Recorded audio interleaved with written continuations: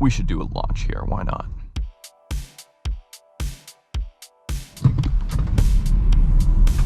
Oh yeah.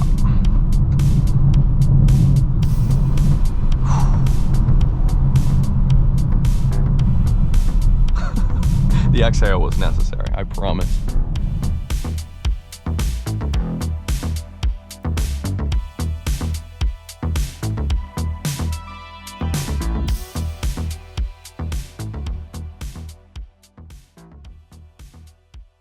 All right, here we are once again, you guys, in paradise. Beautiful day for a drive. 2024 Polestar 2, updated for this year. I've driven the 2023 model, but I drove the single motor, which last year was front wheel drive. It's now rear wheel drive and has a slightly larger battery, 78 kilowatt hours here with the dual motor. The single motor now gets 82 kilowatt hours, so a slight bump. But we're just gonna go for a drive and see how it does. I'm excited. I was not actually expecting to get the Polestar engineered version, as you can see by the badge on the front grille here, but that's the one Polestar's given me. So I'm gonna drive it and see what I can squeeze out of it. The Performance Pack adds these newly designed for this model year 20-inch wheels. I love these. We are on snow tires because it's still, what, like 5 degrees Celsius outside, very cold. We're gonna be a little bit careful, but it's gonna be a lot of fun. We also get, of course, 4-piston Polestar and Brembo brakes in this gold color here, which you'll see spread throughout the Performance Pack here, as well as even the little air cap there gets the gold.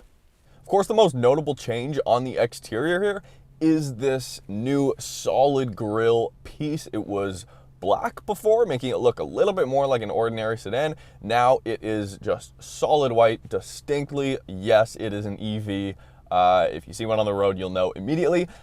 I kind of like the look of the old front end a little bit better, although I don't think this looks bad. As a whole, I love the way the Polestar 2 looks. The design is great. It's minimalist, it's sharp, but as you can see, it's a little bit raised to where a modern, let's say, I don't know, a gasoline-powered sports sedan would be sitting suspension-wise. But to me, it looks good. It's sitting in this snow color, which is a $1,500 option. And the Performance Pack is $6,750 Canadian, or about 5,000 USD. Add-on, if you already have the car spec'd out, the max it can go without getting the Performance Pack. Starting price though for the dual motor, that's what you need to know, $63,000 Canadian.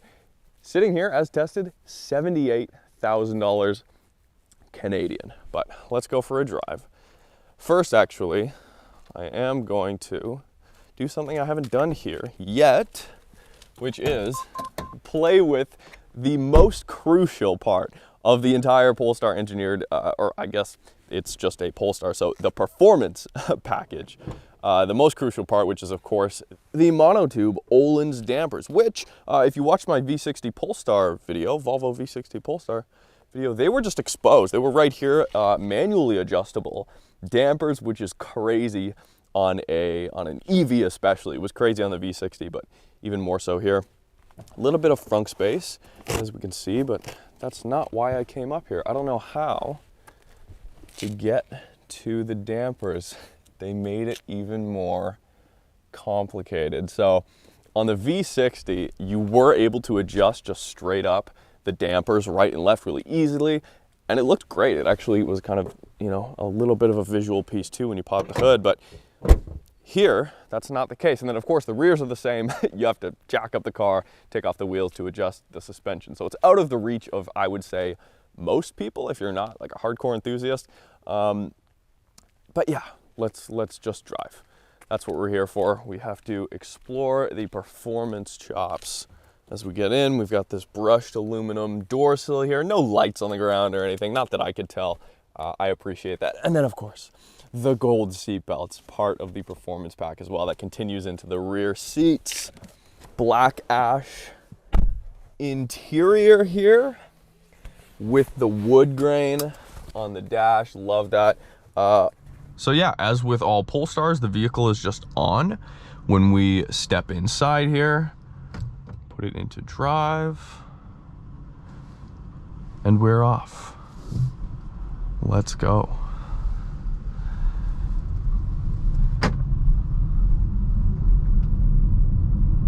Everything about the Polestar in terms of audible noises, amazing. Just so crisp and satisfying. The locking sound and the beeping, best in the industry, bar none. It is, oh, and the turn signals. You guys know, I think it was like they recorded a bunch of tree branches in the forest, and then that's what they used to create their turn signal sound. I love it. You can hear the rear tires skipping a little bit there. And that's because for this model year, we do have upgraded motors. So it is more rear bias than it was before here.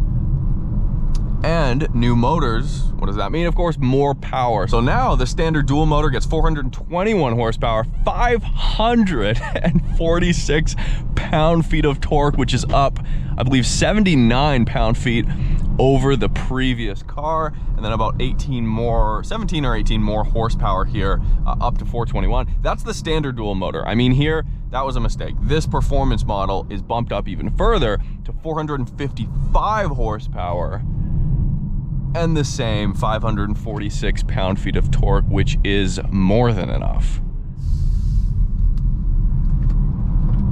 Oh yeah, that is some torque. I haven't actually gone full throttle yet. I was kind of saving that for the video, so once we hit a straight here, I'll just kind of, maybe I'll come to a stop and we can do a launch here. So with that new rear bias, in combination with, of course, 50-50 weight distribution here, which is a little bit easier to manage and to accomplish with an EV versus a gasoline-powered car, of course. When you're cruising, the front motor is effectively able to just decouple and it turns into a rear-wheel drive vehicle. So that saves a little bit of range, and powering out of a corner, this is what, of course, in the performance model, you want is a little bit of rear bias to kind of cripple that understeer as much as humanly possible. That's not what we want. We'll get into weight in a little bit here, because that is the biggest Achilles heel here. Why don't we just talk about it now, okay? So we do have Brembo brakes. We're trying to curb the effect the weight has on our enthusiast-minded drive as much as possible.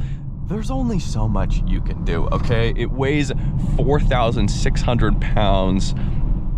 Now let's compare that to a few of the other gasoline-powered, not really rivals, because I don't really think people are cross-shopping gasoline-powered performance sedans and EV performance sedans at all. I just don't think that's happening. For an example, the Integra Type S, I know, 4-cylinder, but still 3,200 pounds. So yeah, 1,400 pounds heavier here. And then, hey, I don't know, let's look at the Audi RS3, which I drove not too long ago. About the same size, 3,600 pounds. So that's 1,000 pounds lighter. The TLX Type S, big sedan, much longer in length as well. Big V6, twin turbo, etc. 4,200 pounds. So that's 400 pounds. And then, of course, the Mac Daddy, the M3, is 3,800 pounds for a base M3. Almost 1,000 pounds, about 800 pounds lighter for an M3 for a bigger vehicle. So we all know EVs are heavy, but just to drill the point home, a performance EV sedan dynamically has to be tuned so well to make us happy, to make us feel like we're involved in the driving experience, and to bring some of that road feel, which is where the performance pack comes in. And I love that Polestar's working with Öhlins. I love that they work with Brembo to create, to ensure and just kind of give like a peace of mind to us enthusiasts who want to go out and drive a little bit quicker, that we're getting the best of the best. And I've heard people say that the Öhlins here are a little bit too stiff. I don't know where in the soft to stiff damping settings this is currently set at, but I do know it's totally daily drivable. It soaks up bumps amazing. Okay, I'll continue talking about the suspension in a second, but we should do a launch here. Why not? Steering feel I have on firm. We have 3 settings for that, by the way. Love that. I always keep it in firm because it's actually still not that firm, but it is firm enough. We're in sport mode. Yeah, let's just punch it. Oh yeah.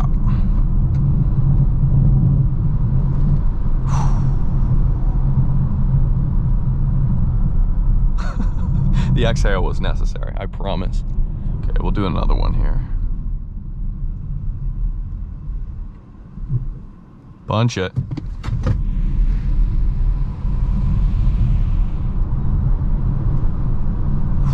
Zero to 60 in 4.2 seconds. I promise you, you guys, 546 pound-feet of torque is enough, even in a sedan that weighs this much. Back to the suspension.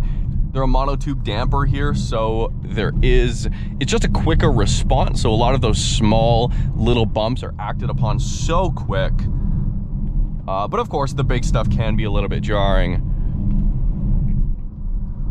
You know, feeling understeer through the steering wheel isn't too possible, but if you begin pushing the car, the rear end does begin to kind of wrap around, as you would expect with a rear bias car. The thing is, you do have to be pushing it that much harder, both because you have so much power and also because it weighs so much.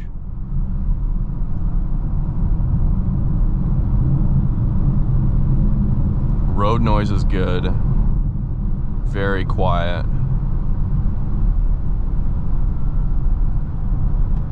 The thing I like about the Polestar 2 Performance, as opposed to, let's say, the Tesla Model 3, which, bear in mind, I have not driven, or some of the other EV performance sedans, it's not snobby.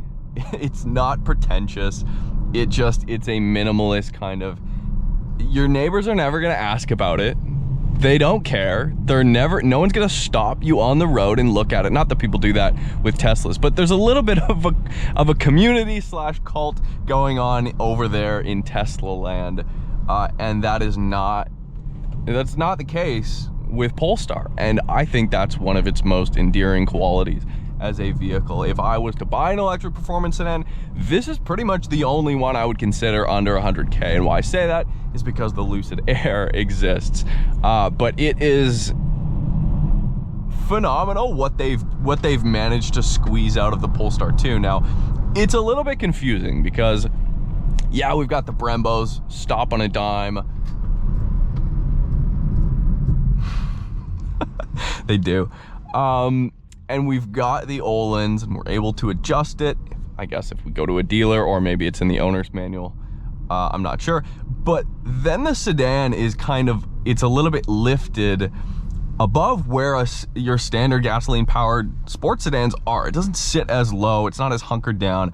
And that's contrary to what the Öhlins and the Brembos are telling me. So it doesn't go the whole way. You get as much as you possibly can out of this vehicle, out of this platform, but it's not a 10 out of 10. It doesn't go that extra mile.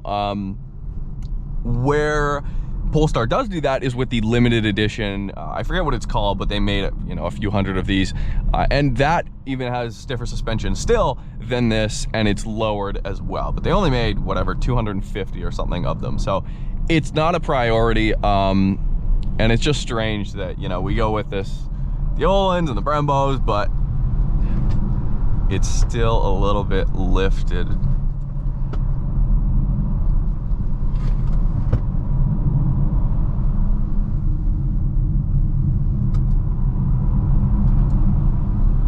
Powers out so nicely. It's effortless and comfortable. This is not to the point of being too stiff for a daily at all.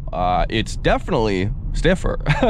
And I also forgot to mention, in the standard dual motor vehicles and the single motor, the suspension has been retuned to just give a little bit more compliance and give a little bit more of a comfortable ride. So that is the case as well, but of course not applicable here to the Performance variant. Seats are great here too. These are the same seats you get in the standard dual motor, but they really hug you.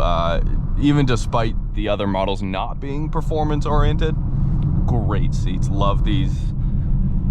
A little bit on the firmer side, but of course they do have 4-way adjustable lumbar, so that you can kind of play with that a little bit.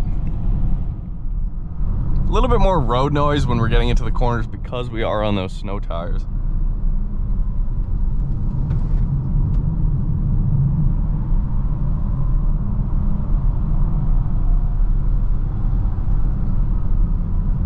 Just very neutrally balanced. There are a couple of moments of understeer, but it's ironed out so quickly as soon as you apply the throttle, which is great. That's not what a lot of cars will do, of course.